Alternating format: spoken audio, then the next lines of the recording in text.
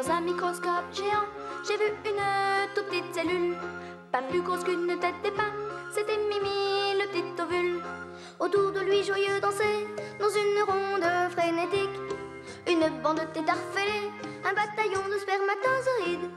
L'un de soudain prit son recul, et Barbassa l'a pénétré à l'intérieur de l'ovule. Et savez-vous ce qui s'est passé? La petite cellule du début se divisa en deux, en trois, puis en 10, en 100 et en 1000, ainsi de suite, pendant 9 mois. Et bien au chaud dans son giron, le bébé doucement grandit.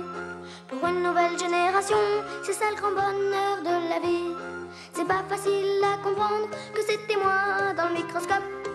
Annabella ou Alexandre, retour en guerre, magnétoscope.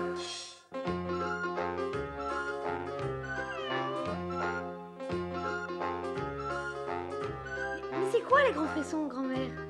Oui, comment on fait l'amour la première fois? Ah, mes enfants, je sais pas comment expliquer ça. Oh, raconte, grand-mère. Moi-même, quand j'ai rencontré votre grand-père il y a 40 ans, j'ai su tout de suite que c'est avec lui que je le ferais la première fois. Et puis, finalement, nous sommes restés ensemble tout ce temps et nous avons imaginé notre petite famille. Mais ça ne se passe pas toujours comme ça. Par exemple, ta maman a connu plusieurs garçons, tous très charmants, avant de rencontrer ton père.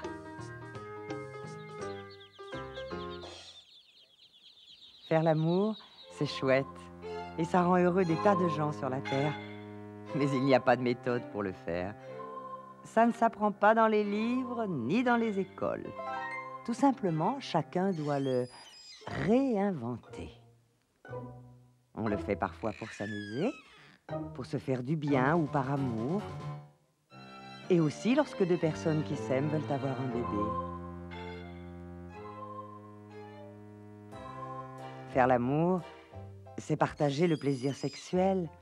Se caresser, s'embrasser, se respirer, s'imprégner, se pénétrer l'un de l'autre, obtenir et donner du plaisir.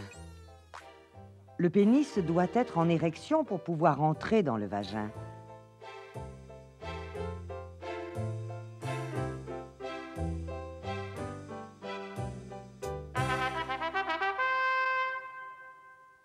La première fois qu'une fille fait l'amour, la fine membrane qui voile l'entrée de son vagin se déchire au passage du pénis du garçon.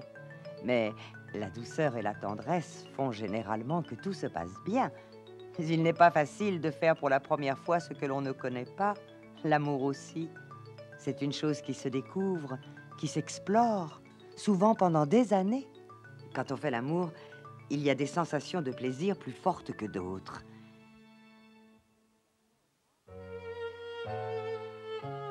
L'excitation sexuelle du garçon augmente jusqu'à ce qu'il ait l'impression qu'il ne peut plus se retenir et le sperme jaillit du bout de son pénis. C'est l'éjaculation. Pour la fille, le moment d'excitation maximum coïncide avec une série d'ondes de plaisir qui envahissent tout son être. Et puis les corps s'apaisent, se détendent, et chacun savoure son bien-être et celui de l'autre.